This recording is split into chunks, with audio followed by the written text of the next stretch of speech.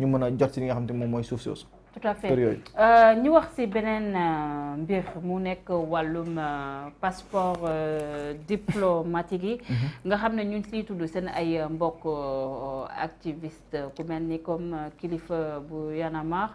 ak Simon Kouka ak balaa ñu yegg sax ci député yi mais dama bëgg ñu def focus par rapport ak ci kuréel bi ngeen bokk mu nekk l'activisme au Sénégal. L'activisme au Sénégal est-ce que mën nañoo jàpp ne fu mu toll nii ak mbir bi nga xam ne ñu ngi ciy tudd CRIF ba mu jigi finalement ñu ngi koy toppee wàllum escroquerie ak moom ak kii nga xam ne mooy Simon du nekk benn coup dur pour vous les activistes pour ngeen mën a relever wu. waaw vraiment c'est un coup dur parce que tey kilifa si ñun la bokk. kilifa yàgg nañ bokk combat. yàgg nañ toog nii li nga xam te ne moom mooy ay réunion ci siège waa kii Y'en a marre yàgg naa fa dem ay réunion li nga xam te moom mooy ci collectif dans le cadre du collectif Ñoo Lank aar lu ñu bokk ak moom ak Simon aussi c'est que lañ d'excellent rapport même à Tivaouane aussi ki taalibe la daan ñëw Tivaouane daf ma daan fekk foofu ci kër gu mag sax dafa daan ñëw. tout à fait donc kilifa xëy na su ñun la bokk kenn mënu koo génne si ñun. waaye tamit lu may faral di lu may njëkk a def mooy di ko masaw. di ko ñaanal foofu mu nekk yàlla na ko fa yàlla génn. moom ak képp bépp moroom moom mi nga xamante ne tey moo ngi si xat-xat yooyu ndaxte xam naa la fa xew ndaxte jaar naa fa jaarati fa donc raison pour laquelle su ma gisee sama mbokk boo xamante ne dafa nekk si xat-xat yooyu du ma def lu dul souhaiter ko ñaanal ko mu génn si xat-xat yooyu lu ma si jàngat bu ma si def nag mooy que ne dama jàpp ne lii leçon la l'affaire Kilifeu et Simon jàpp naa ne leçon la pour ça doit servir de leçon à tous les camarades activistes. ci naka dañoo war a moytu xam nga kuy xeex ak état da nga war a sóoraale sa ginnaaw bu baax a baax bu couvrir sa arrière naka ngay couvrir sa arrière état dafa puissant état dafa bëri doole tey yow yaa ngi génn di ŋàññi ministres yi yeeg députés yi président lu waay def lu xam te ne jaarul yoon nga ŋàññi ko te at kat sa ginnaaw amaana am nga ay quelques antécédents su mel ni wàllum jigéen wala wàllum xaalis yooyu noonu surtout ñaar yooyu nga xam ne tey moo gën a flagrant tey mun na yàq lu bëri li nga xam mooy suñu engagement citoyen bi donc ma jàpp ne kon li nga xam te moom mooy affaire Kilifeu ak Simon ça doit servir de leçon à tous les camarades activistes. ñuy wax ne c'est un complot d'État wala sax kii di président Macky Sall dafa jóg rek si logique yi réduire ces activistes au silence est-ce que da nga partager avis boobu. non partager wu ma avis boobu ndaxte gëm naa ne Macky Sall lii sax yëgu ko parce que man tamit ak lu ñu mënti wax si sincère ñëpp xamee nañ ma loolu. du ma wax loo xam ne gëwuma ko Kilifeu digganteem ak Thierno Amadou Diallo moom. ça date plus de 20 ans. 25 ans. 25 ans. de compagnonnage. xam nga de compagnonnage. donc moom li nga xamante ne ni moom jëflante na ko ak Thierno depuis 25 ans boobu ba muy xamante Thier boobu xamuloon ne sax le président Macky Sall dina nekk président du Sénégal. donc qu'on soit sérieux donc man jàppewu ma ne le président Macky Sall est mêlé ni de près ni de loin à cette affaire. loolu. équivoque boobu dama bëggoon vraiment ñu jëm ko tegee nele benn ñaar moom Kilifeu xëy na def na erreur juum na ñëpp nangu ne dafa juum waaw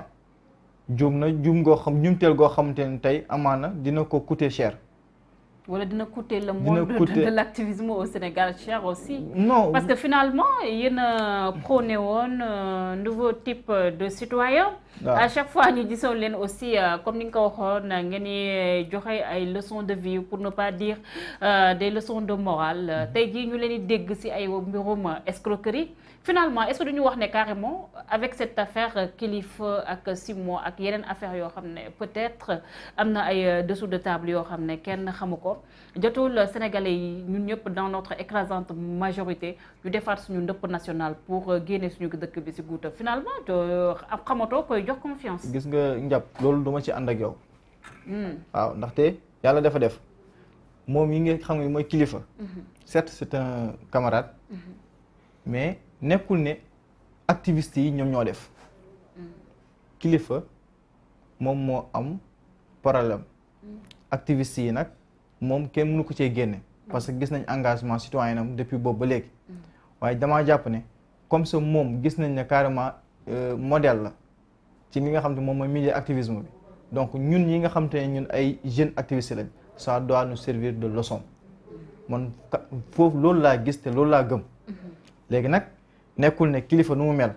noonu la Ardo ñi nga mel noonu la Karim Xurum Xax mel noonu la keneen ak keneen mel non non parce que tey quoi qu'on puisse dire man mën naa toog fii wax lu ma bëgg a wax mën naa ko wax ak toute responsabilité parce que xam naa ne àdduna du yàgg mukk ba nga génn dégg tey benn scandale ñu naan la Ardo ñi nga moo ngi si mele wala dara parce que tey loolu man dama koy sàmm si sama xam te mooy sama der su ma demee ba nar a dugg ci ay scandale moo toog suñu kër. L'affaire Kilifeu mais am na aussi ñeneen ñaari député yoo xam ne rek yu féetoo si pouvoir bi ñu leen di tudd si wàllum aussi escroquerie de faux passeport diplomatique tey jii bu ñu xoolee ay député yoo xam ne mën nañu wax ne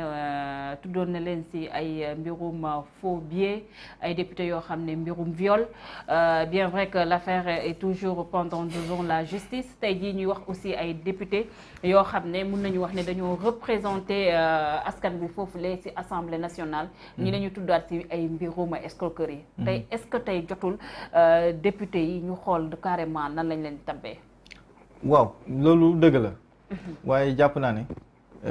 man su ma fekkoon ne ma nekk le président Macky Sall assemblée nationale si boppam lay tas. Ah bon? waaw assemblée nationale dama koy tas parce que soo dee xool mën naa ne jàpp ne Macky Sall depuis ba mu faloo ba léegi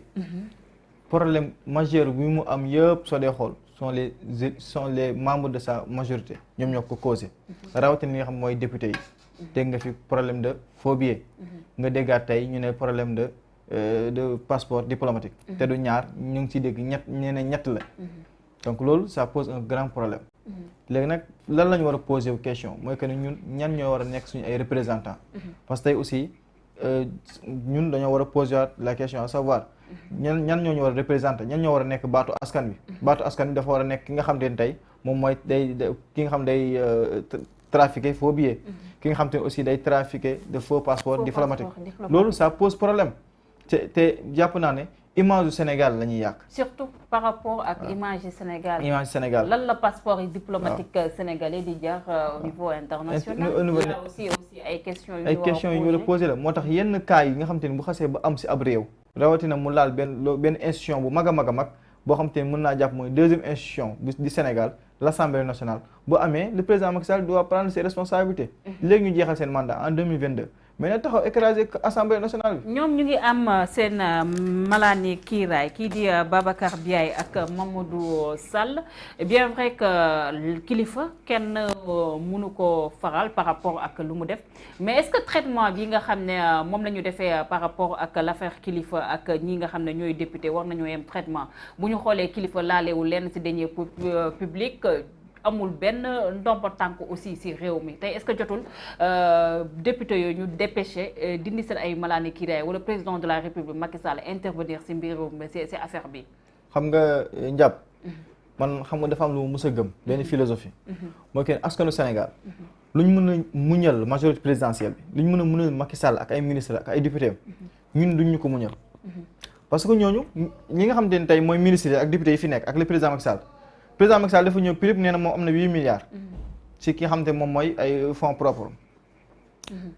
ba papaam nekk gardien yaayam nekk jaaykatu caaf. moom nee na am na 8 milliards. ah nee na Abdoulaye Wade moo ko may. xam nga donc dama lay jox exemple. foofu laay si moom laay démarrer. nga ñëw si ministres yi si députés yi dégg nga fi scandale 64 milliards. mujjul fenn scandale 29 milliards mujjul fenn. ak scandale faux billets yi mujjul fenn donc ñun askanu Sénégal ñooñu jàpp naa ne ñoom kat. maanaam comme li ñu naan dañ ko bërngël xam nga jàpp naa ne dañoo bërngël ñi nga xam te ñoom ñooy nekk ci nguuru Macky Sall léegi ñun ñi nga xam te ñun ñooy espoir bi ñun ñi nga xam ne ñu ñooy avenir u Sénégal te askanu Sénégal ñoom nu ñu mën a tegee pression lu ñu mën a jéggal ñële duñ ñu ko jéggal parce que ñun tamit ñun ñooy ñëw di indi benn discours ne ñun ñooy dañoo bëgg nouveau type de sénégalais ne ñun ñoo jub ñun ñoo baax ñun duñu ay sàcc ñee ay sàcc lañ raison pour laquelle traitement bi nga xam ne tey mooy am ci presse bi di ko am aussi ci opinion bi ci li nga xam ne lu kilifa def wala Guy Marius Sagna def wala Ardo Gningue def wala Ousmane Sonko def wala Karim Xrum Xax def traitement boobu noonu du ko mën a am ci ñële certes ñun yoruñu caisse d'avance ñun yoruñu benn fonds détournuñu benn fonds deniers publics mais ay valeurs ak ay éthique la ñu askanu Sénégal toppee. Mais la justice sénégalaise dans tout ça aussi sans que yaa ngi koy wax des scandales moom bi loon ko cité si règne kii di président Macky Sall duñ si jeex mais dañoo gis ne scandale yooyu yëpp bi ñu ko relier si presse yi wala sax des hommes yoo xam ne ku mel ni comme Ousmane Sonko porté woon l'affaire Mamour Diallo 94 milliards de francs CFA gis nga fu mu mujjee mosuñoo gis la justice sénégalaise pour ne pas pointer du doigt directement procureur mu autosaisir gis neen l'affaire Kilifeu procureur moo autosaisir amul benn plainte boo xam ne teg nañ ko ci ndodd kii di Kilifeu donc cette justice à deux vitesses au Sénégal mbir yi nga xam ne dafay am ci gouvernement yi aussi est-ce que nekkul di koy dëggal aussi da koy dëggal benn ñaar man damaa jàpp ne comme ça muñal nañ Macky Sall def na 9 ans ba egsi ba fii damaa gëm ne dans 2 ans nous allons conjuguer le président Macky Sall au passé bien sûr 2024 président Macky Sall bu ko neexee mu présenté Wade bu ñu sukkandiku aussi waxi ay ñoñam ak voilà certains constitutionnalistes nga xam ne ba tey cette affaire du 3e mandat moom leeragul. Diabité dans 2 ans nous allons conjuguer le président Macky Sall au passé. ma répété ko fii ak ñaari at président Macky Sall dañ naan suñu président ba woon. yaa ngi dégg. ci wolof dama bëgg rek mu leer nañ mooy que ne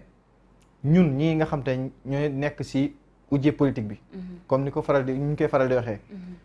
dafa am lu may faral di wax suñu ay yenn leader politique ba de l'opposition nee naa leen sénégalais xàmmeewuñu activiste bi ak opposant bi parce que yéen da ngeen a jaxasoo aussi ak trop ay opposants yi parce que activistes yi man si noonu laa leen di jéem a clasher musuma dégg activiste boo xam ne gouvernement bu président Macky Sall def na lu rafet mu toog tamit applaudir finalement vous êtes tellement nihiliste ba nit yi da leen di jaawleeg ak ñi nga xam ne yéenay opposition bi. certains sont tellement nihilistes man je ne suis pas nihiliste à ce point.